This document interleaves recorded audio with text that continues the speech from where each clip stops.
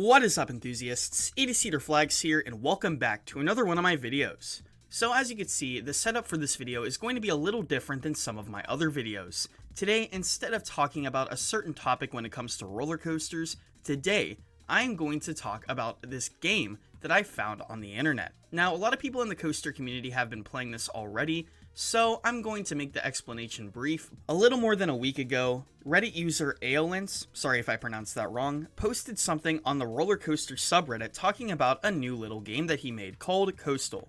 Now, this is basically a roller coaster version of Wordle. Now, if you haven't played Wordle, I would suggest looking it up, because I'm not too much of an expert on that, but if you get the general rules of that, then you'll get the general rules of this game. I just wanted to give this game a little bit of a shout out. It's not even a sponsor, I just love this game, and truth be told, I've been playing this game all week. And so I wanted to go through a little bit of a gameplay to test my knowledge on roller coasters, and to show you all this game that could test your knowledge on roller coasters as well. So the first one that I'm going to put in is a common roller coaster from a common manufacturer. So the first ride I'm choosing is Superman the Ride at Six Flags New England. And the reason I'm going to be doing this is because it is around 200 feet, it is by Intamin, a very common ride manufacturer, and it is in the United States. So as you can see, look, I got those first three correct. It is in the United States, it is by Intamin, and it is a sit-down coaster. So it has inversions, it is less than 207 feet, it is longer than 5,400 feet, which is bizarre, and it is less than 77 miles an hour. So I'm kind of lost here. This one is actually pretty confusing because an inverting coaster longer than 5,400 feet, well, that's pretty hard to find. So, I really don't know. Could it be Hades 360? At Mount Olympus? Let's see. It is not the gravity group, and it is...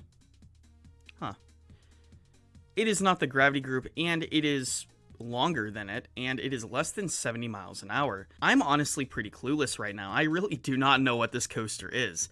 So let me know in the comments below if you've gotten any of these right before me, because I'm a little guilty of not doing the best on this game. For the next one, I'm going to guess Cheetah Hunt at Busch Gardens, Tampa. You can see it is all that. Oh my goodness. Okay, hint number one. It starts with an I. Oh, okay. It's Incredicoaster. That makes a lot more sense. There we go. Okay, and I'm assuming that is the right answer. So as you can see, I got Incredicoaster at Disney California Adventure.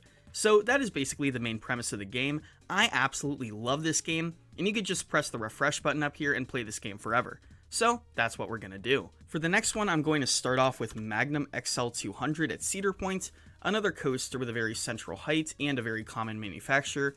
And as you can see, I am not doing the best here.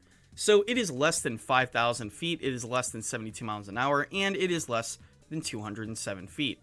So as you can see, I'm not really doing the best in this round, so I'm going to assume that it's going to be a B&M sort of looper. So I'm going to guess Kumba at Busch Gardens, Tampa. Let's see if this has any results. Yeah, no. So this is going to be a little bit of a challenging one.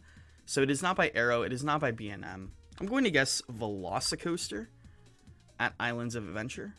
It is not an Intamin either. Hint number one, T. I was assuming it was TMNT Shellraiser at Nickelodeon Universe at American Dream, but that has more than 4 inversions. So I'm not 100% sure.